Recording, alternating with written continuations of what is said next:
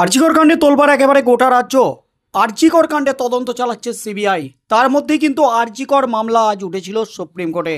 সেই মামলাতে কিন্তু একাধিক বিস্ফোরক তথ্য ফাঁস করেছে সিবিআই। মুখ বন্ধ খামে সিবিআই স্ট্যাটাস রিপোর্ট দিয়েছে।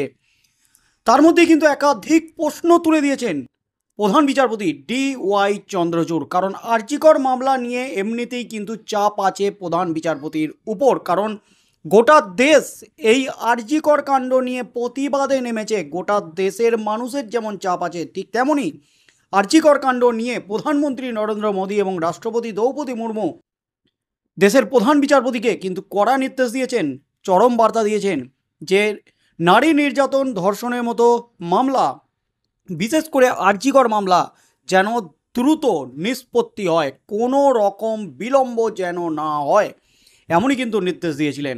আর তার আগেই আরজিকর মামলা গত 5ই সেপ্টেম্বর পিছিয়ে যেতেই, শুনানি না হতেই কিন্তু সিঁদুরে মেঘ দেখেছিল গোটা রাজ্যবাসী, এমনকি নির্যাতিতার পরিবার।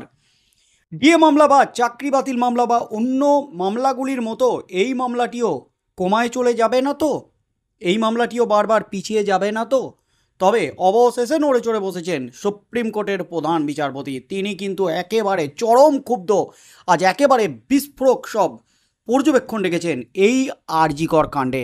তার মধ্যেই কিন্তু আরজিকর মামলার তদন্ত চালাচ্ছে সিবিআই। আর সেই তদন্তেই কিন্তু একের পর এক বিস্ফোরক তথ্য, চাঞ্চল্যকর তথ্য।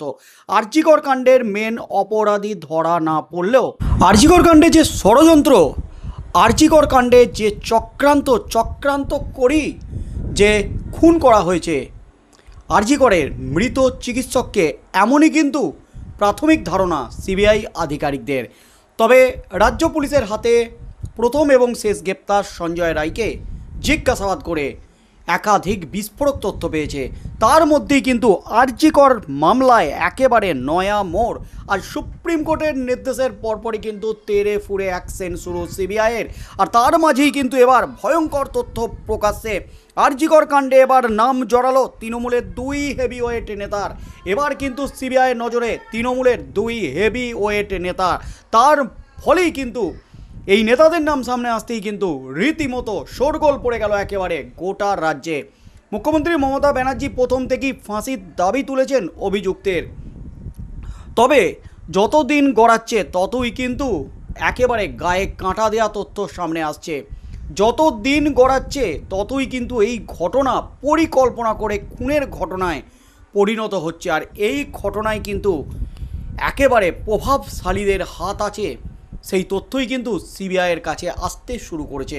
তার মধ্যেই কিন্তু আরজিকর কাণ্ডে যেমন একদিকে 70 জন চিকিৎসককে জেরা করেছে সিবিআই আধিকারিকরা, একাধিকজন রয়েছেন সিবিআইয়ের স্ক্যানারে, এবং তার সাথে সাথে এবার কিন্তু এই আরজিকর মামলায় নাম জড়ালো 2 তৃণমূল নেতা এই মুহূর্তে সিবিআইয়ের স্ক্যানারে। সিবিআই কিন্তু এই তৃণমূল নেতাদের জেরা করতে চলেছে, পাকড়াও করতে চলেছে, এমনই কিন্তু খবর উঠে আসছে সিবিআই সূত্রে। গত 9ই আগস্ট সকালে আরজিকর হাসপাতালের 4 তলার সেমিনার রুম থেকে উদ্ধার হয়েছিল মহিলা চিকিৎসকের মৃতদেহ। পরবর্তীতে জানা যায় ধর্ষিতা হয়ে খুন হয়েছিলেন তিনি। 8ই আগস্ট রাতে হাসপাতালের 4 দেয়ালের মধ্যে ঠিক কী ঘটেছিল, এখন সেই প্রশ্নের উত্তর খুঁজছে সকলে। চিকিৎসক ধর্ষণ খুনের ঘটনার রহস্যভেদ করতে জোর কদমে তদন্ত চালাচ্ছে সিবিআই। এবার আরও বড়সড় তথ্য সামনে আনলো সিবিআই। আগেই কলকাতা হাইকোর্টের নির্দেশে ঘটনার তদন্তভার নিয়েছে সিবিআই। আর তারপরেই কোমর বেঁধে মাঠে নেমে পড়েছেন গোয়েন্দারা। তিলোত্তমা হত্যার ঘটনায় এখনও পর্যন্ত এক সিভিক ভলেন্টিয়ারকে গ্রেপ্তার করেছে সিবিআই। তবে এবার সিবিআইয়ের নজরে তৃণমূলের 2 প্রভাবশালী নেতা, এমনই কিন্তু সূত্র মারফত জানা যাচ্ছে। সূত্রের খবর, ঘটনার দিন বিকেল 4টের পরে এক তৃণমূল বিধায়কের মোবাইলে এক সাংসদের ফোন আসে। সেই ফোন পাওয়ার পর ওই বিধায়ক আর কাউন্সিলর এবং ওই এলাকার একাধিক রাজনৈতিক কর্মীকে ফোন করেন। সেই নেতা নির্যাতিতার পরিবার পরিজন এবং পরিচিত সহকর্মীদের সঙ্গেও যোগাযোগ করেন বলে জানা গেছে। আরও জানা গেছে যতক্ষণ না চিকিৎসকের মৃতদেহ দাহ হচ্ছে ততক্ষণ নাকি তিনি বিধায়কের মোবাইলের টাওয়ার লোকেশন শ্মশানের আশেপাশেই ছিল। গোটা রহস্যের কিনারা করতে একাধিক ব্যক্তিকে জিজ্ঞাসাবাদ করেছে সিবিআই। মেয়েকে দাহ করার সময় কারা শ্মশানে ছিল সেই নিয়ে জিজ্ঞাসাবাদ করা হয় তিলোত্তমার পরিবারকেও। ঘটনাস্থলে সেদিন যারা যারা উপস্থিত ছিলেন তাদের তালিকা ইতিমধ্যেই নাম ধরে ধরে মোবাইল টাওয়ার লোকেশন খতিয়ে দেখছে কেন্দ্রীয় এজেন্সি, যাচাই করে নিচ্ছে সত্যিই কি তারা সেখানে ছিলেন। আর মোবাইলের টাওয়ার লোকেশন খতিয়ে দেখতেই কিন্তু একেবারে তোলপাড় দুই তৃণমূলের হেভি ওয়েট নেতা, তার মধ্যে এক বিধায়ক, এক কাউন্সিলরের নাম কিন্তু এবার জড়ালো এই আরজিকর কাণ্ডে। চিকিৎসক হত্যাকাণ্ডের ঘটনায় এবার সিবিআই স্ক্যানারে এই দুই তৃণমূলের হেভিওয়েট নেতা, একজন বিধায়ক এবং একজন কাউন্সিলর। রিপোর্ট অনুযায়ী তরুণী চিকিৎসকের মৃতদেহ তড়িঘড়ি দাহের নেপথ্যে ছিল এই দুই নেতার হাত। মৃতার পরিবারের তরফে বারংবার দাবি করা হয়েছে মেয়ের দেহ পোড়ানোর জন্য তাড়াহুড়ো করেছিল পুলিশ। এবার যাতে দ্বিতীয়বার দেহ ময়না তদন্ত না করা হয় তার জন্যই কি দুই তৃণমূল নেতারও তৎপরতা ছিল, ঘেঁটে দেখছে সিবিআই। অর্থাৎ কেঁচো খুঁড়তে খুঁড়তে এবার কিন্তু কেউটে বেরিয়ে আসছে। ঠিক কী কারণে আরজিকরের মৃত চিকিৎসককে তড়িঘড়ি পুড়িয়ে দেওয়া হলো, দাহ করা হলো তার দেহ?